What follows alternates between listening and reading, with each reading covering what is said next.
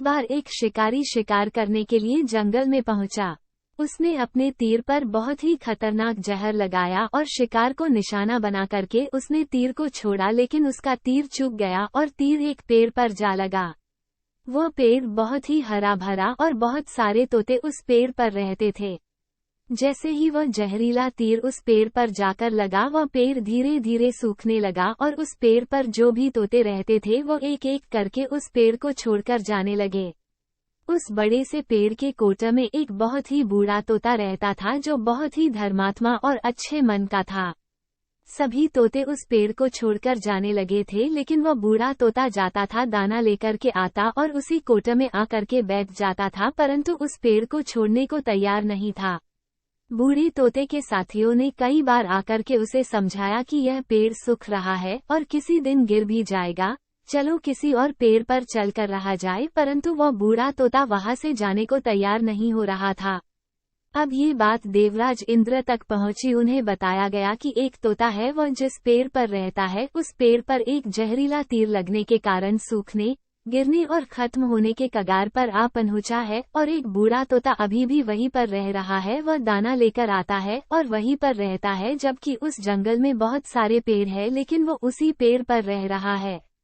देवराज इंद्र प्रकट हुए और उस बूढ़े तोते से कहने लगे कि आप बहुत धर्मात्मा है, बहुत ही अच्छे मन के हैं, लेकिन आप इस पेड़ को छोड़कर किसी और पेड़ पर चले जाइए, क्योंकि यह पेड़ कुछ ही दिनों में गिर जाएगा।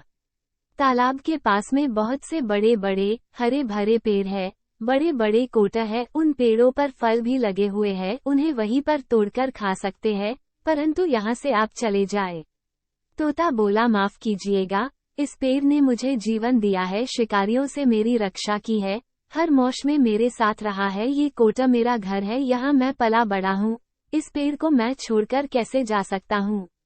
इस पर संकट आया है तो क्या मैं इसे छोड़कर चला जाऊं? मैं ऐसा कभी नहीं कर सकता। देवराज इंद्र तोते के इस बात से बहुत ही प्रसन्न हुए। उन्होंने तोते से कहा, मैं आपके इस बात से बहुत ही खुश हूँ, मांगो जो आपको मांगना हो। उस बूढ़े तोते ने कहा, मुझे बस इतना मांगना है कि जिस पेड़ ने मुझे जन्म दिया, जहाँ मैं रहा पला बड़ा, जिसे आप मेरा जन्मभूमि कह सकते हो, आप इसे फिर से वैसा ही हरा भरा कर दो जैसा ये था। देवराज इंद्र ने अमृत से उस पेड़ को सींच दिया और पहले की तरह हरा भरा कर दिया। अब वापस से उस पेड़ पर आकर के बाकी तोते रहने लगे। वह बूढ़ा तोता कुछ समय तक और जिंदा रहा, फिर उसकी मृत्यु हो गई और वह स्वर्ग में चला गया। ये कहानी हमें सिखाती ये है कि जब भी किसी इंसान का बुरा दौर आता है तो इमोशनली वो टूटा हुआ होता है, उसे किसी के सहारे की जरूरत होती है, किसी की आवश्यकता होती है। अगर आप ऐसे समय में उसे छोड़कर चले जाएंगे, उससे बात नहीं करेंगे, मुंह मोड़ लेंगे, तो आपसे बुरा कोई नहीं है, क्योंकि आप किसी के सुख का साथी बने या ना बने, लेकिन आपको हमेशा किसी के दुख का साथी जरूर बनना चाहिए।